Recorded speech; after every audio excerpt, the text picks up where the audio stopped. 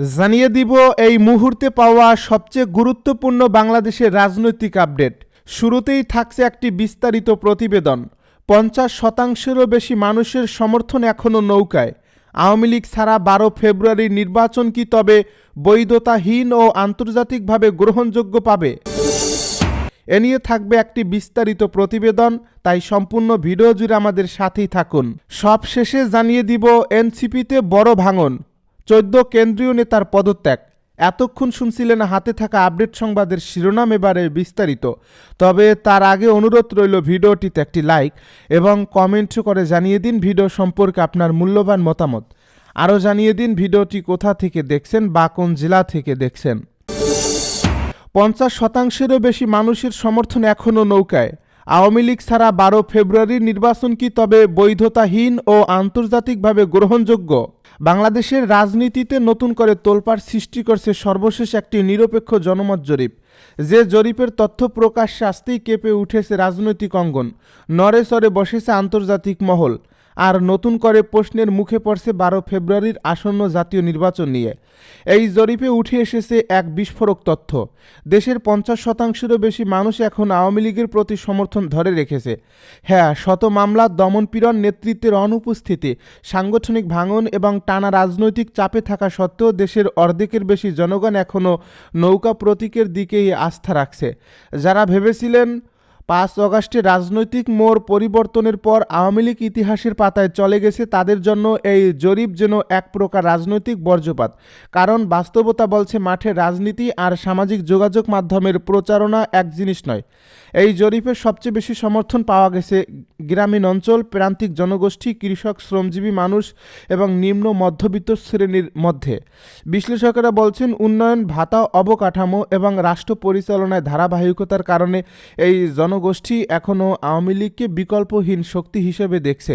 এখন প্রশ্ন উঠছে, যদি দেশের অর্ধেকের বেশি মানুষ একটি রাজনৈতিক দলের পক্ষে থাকে, তাহলে সেই দলকে বাদ দিয়ে নির্বাচন করলে সেটিকে কি আদৌ গণতান্ত্রিক নির্বাচন বলা যায়? এই প্রশ্নের উত্তর খুঁজতেই এখন আন্তর্জাতিক মহলও তৎপর। বিভিন্ন কূটনৈতিক সূত্রে জানা গেছে ইউরোপীয় ইউনিয়ন, যুক্তরাষ্ট্র সহ একাধিক আন্তর্জাতিক পর্যবেক্ষক সংস্থা ইতিমধ্যে এই জরিপের তথ্য গুরুত্বের সঙ্গে পর্যবেক্ষণ করছে। রাজনৈতিক বিশ্লেষকদের স্পষ্ট ভাষায় সতর্ক বার্তা, আওয়ামী লীগ ছাড়া অনুষ্ঠিত কোনো নির্বাচনে জাতীয় বা আন্তর্জাতিকভাবে পূর্ণ বৈধতা পাবে না। গণতন্ত্রের মূল ভিত্তি হলো জনগণের পছন্দ, আর যদি জনগণের অর্ধেকের বেশি যে দলকে চায় সেই দলকে নির্বাচন থেকে বাইরে রাখা হয়, তবে সেটি আর নির্বাচন নয়, সেটি একতরফা ক্ষমতা দখলের প্রক্রিয়া। বিশ্লেষকেরা আরও বলছেন, একটি বড় রাজনৈতিক দলকে নিষিদ্ধ করা বা কৌশলে নির্বাচনের বাইরে ঠেলে দেওয়া আদতে গণতন্ত্র নয়, বরং তা একনায়কতন্ত্রের দিকেই ইঙ্গিত করে। এই প্রেক্ষাপটে ১২ ফেব্রুয়ারি নির্বাচন এখন গভীর অনিশ্চয়তার মুখে। প্রশ্ন উঠছে, এই নির্বাচন কি আদৌ আন্তর্জাতিক স্বীকৃতি পাবে? এই সংসদ কি বিশ্বের কাছে গ্রহণযোগ্য হবে? এই সরকার কি জনগণের ম্যান্ডেট নিয়ে ক্ষমতায় আসতে পারবে? বিশ্ব রাজনীতির ইতিহাস বলে জনমতকে উপেক্ষা করে ক্ষমতায় যাওয়া সহজ হতে পারে, কিন্তু সেই ক্ষমতা দীর্ঘমেয়াদে টিকিয়ে রাখা প্রায় অসম্ভব। এই জরিপ সামনে আসার পর আরেকটি গুরুত্বপূর্ণ আশঙ্কা দেখা দিয়েছে। যদি আওয়ামী লীগকে নির্বাচনে অংশ নিতে না দেওয়া হয়, তাহলে এই ৫০% মানুষ কি ভোট বর্জন করবে? আর যদি তারা ভোট বর্জন করে, তাহলে ভোটকেন্দ্রগুলো কি ফাঁকা হয়ে পড়ে থাকবে না? সেই শূন্য ভোটকেন্দ্রের ছবি কি বিশ্ববাসী দেখবে না? কূটনৈতিক বিশ্লেষকেরা বলছেন, ফাঁকা ভোটকেন্দ্র আর কম ভোটার উপস্থিতি হলে নির্বাচনের মৃত্যু ঘণ্টা। এটি শুধু একটি সরকারের বৈধতাই নয়, পুরো রাষ্ট্র ব্যবস্থার বিশ্বাসযোগ্যতাকে প্রশ্নবিদ্ধ করে। এই জরিপের আরেকটি গুরুত্বপূর্ণ দিক হলো, এটি আওয়ামী লীগের নীরব ভোট ব্যাংকের ইঙ্গিত দিচ্ছে। যারা প্রকাশ্যে কথা বলেন না, যারা সামাজিক যোগাযোগ মাধ্যমে সক্রিয় নন, কিন্তু ভোটের দিন ব্যালট বাক্সে সিদ্ধান্ত দেন, এই মানুষগুলোই এখন আওয়ামী লীগের শক্তি।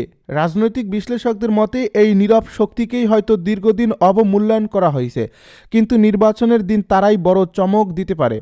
এখন সবচেয়ে বড় প্রশ্ন, এই জরিপ কি তবে আওয়ামী লীগের রাজনৈতিক প্রত্যাবর্তনের সংকেত দিচ্ছে, নাকি এটি কেবলই এক অস্বস্তিকর বাস্তবতা যাকে এড়িয়ে যাওয়ার চেষ্টা করা হবে?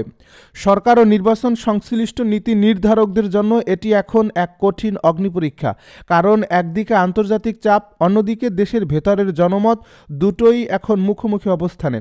যদি এই বাস্তবতাকে অস্বীকার করা হয় তাহলে সামনে অপেক্ষা করছে দীর্ঘমেয়াদী রাজনৈতিক অস্থিতিশীলতা।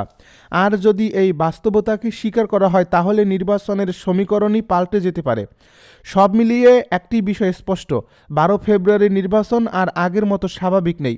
সর্বশেষ জরিপ বাংলাদেশের রাজনীতিতে নতুন এক বাস্তবতার দরজা খুলে দিয়েছে।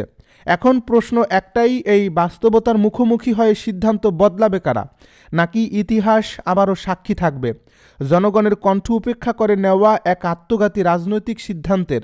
সময় দ্রুত ফুরিয়ে আসছে আর বাংলাদেশের রাজনীতি দাঁড়িয়ে আছে এক ঐতিহাসিক মোড়ে। এনসিপিতে বড় ভাঙন, 14 কেন্দ্রীয় নেতার পদত্যাগ।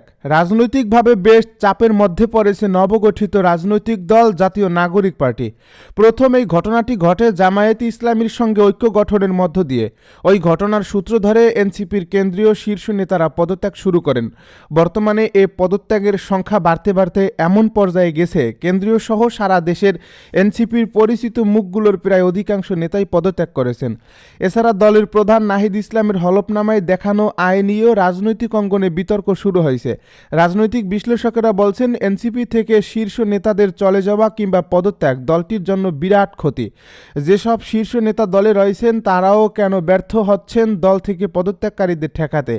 এদিকে রাজনৈতিক অঙ্গন ছাড়াও জুলাই অভ্যুত্থানে সম্পৃক্ত যোদ্ধা, শহীদ পরিবার ও আহতদের অনেকেই বলছেন, জামায়াত ইসলামীর সঙ্গে নির্বাচনী সমঝোতায় যাওয়ার পর থেকেই একের পর এক কেন্দ্রীয় শীর্ষ নেতা থেকে শুরু করে বিভিন্ন জেলা ও বিভাগীয় শহরের শীর্ষ নেতারা পদত্যাগ করছেন।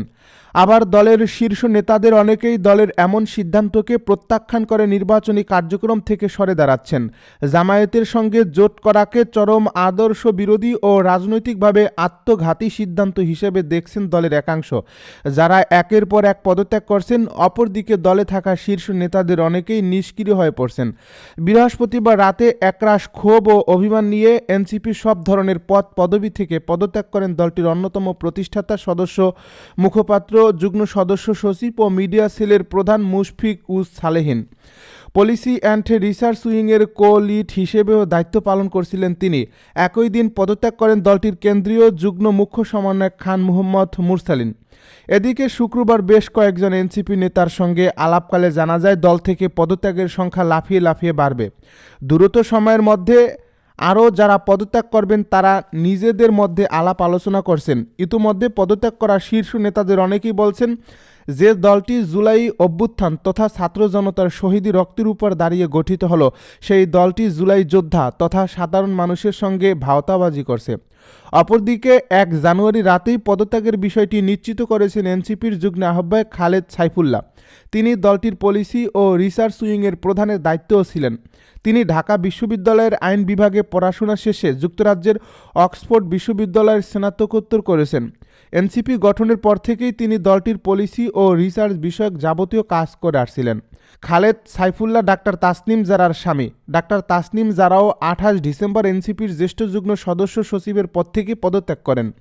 ঢাকা 9 সংসদীয় আসনে এনসিপির মনোনীত প্রার্থীও ছিলেন তিনি। এনসিপি থেকে পদত্যাগের পর স্বতন্ত্র প্রার্থী হিসেবে ঢাকা 9 আসনে নির্বাচন করছেন তিনি।